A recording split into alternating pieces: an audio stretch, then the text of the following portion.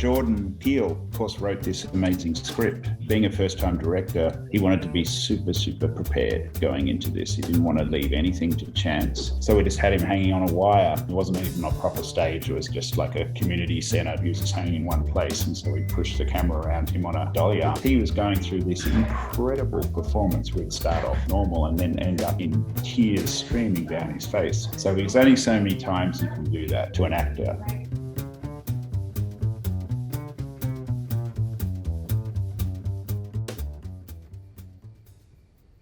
What about your mother? What about her? Wait, are we? Where were you when she died?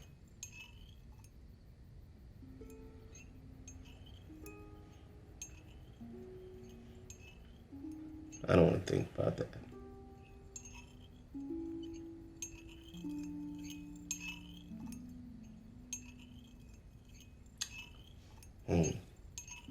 Watching TV.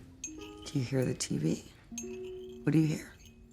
Well, it's interesting because Jordan Peele, of course, wrote this amazing script. And the movie itself, other than the beginning and the end, doesn't really deviate from that too much. And what, in conjunction with the script, of course, he wanted to be, being a first-time director, he wanted to be super prepared going into this. He didn't want to leave anything to chance. In that house, we also did photo boards. So we roped in the producers once we had that location in pre-production. This was probably a week before we started filming.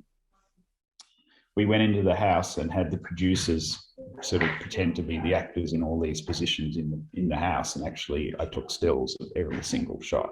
And we had decided that we were going to do a push in onto each actor sitting in the chairs. Once they sat there and she starts doing the teacup and starts talking to him, started to bring out the truth out of him.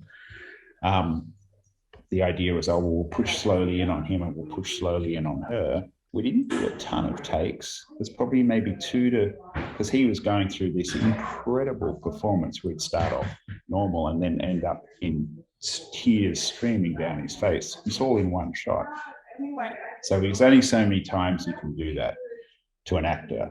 It was a case of then in the edit, the timing of those push-ins was then manipulated a little bit. So you find that we end up close on her once she's starting to get into the actual hypnotizing. But we're still back on him because he's not quite sure what's going on and he hasn't quite started divulging it. But then at the moment he says, what about my mother? And then he starts reliving that experience that ultimately takes him into his own sunken place. Then the camera starts slowly pushing in on him. Now, sink into the floor. Wait. Sink.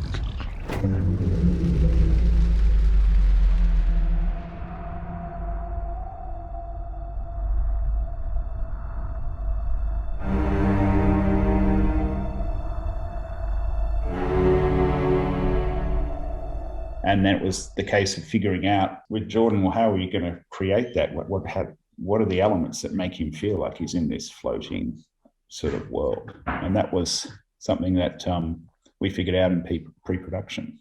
And it was sort of, I've said it before several times where it came up with the idea of using sort of the elements of a dry for wet technique, where we'd shoot on a dry stage, make it look like it's underwater. So took a couple of those elements, like shooting at high speed. So all of that stuff's shot at 200 frames a second on the Alexa, and then using fans out of shot to ripple his clothes. So we made it early, just knowing that we were going to do that. We made sure that our costume designer, Nadine Hayter, had that kind of sort of loose sort of sweatshirt and sort of gym gear that he was wearing so it would flap and blow around. So we just had him hanging on a wire.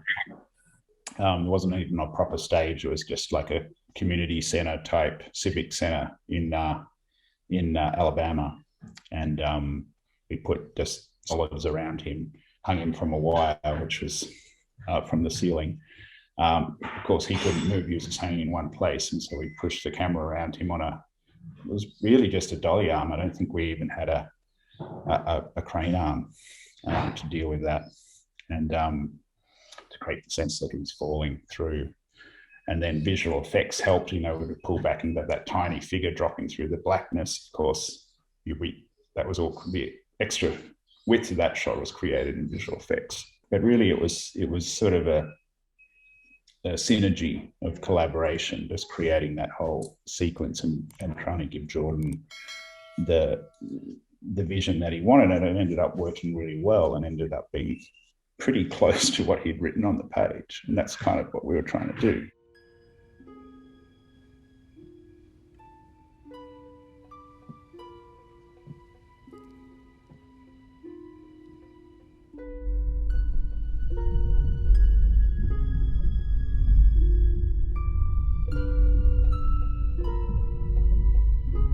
Now you're in the sunken place.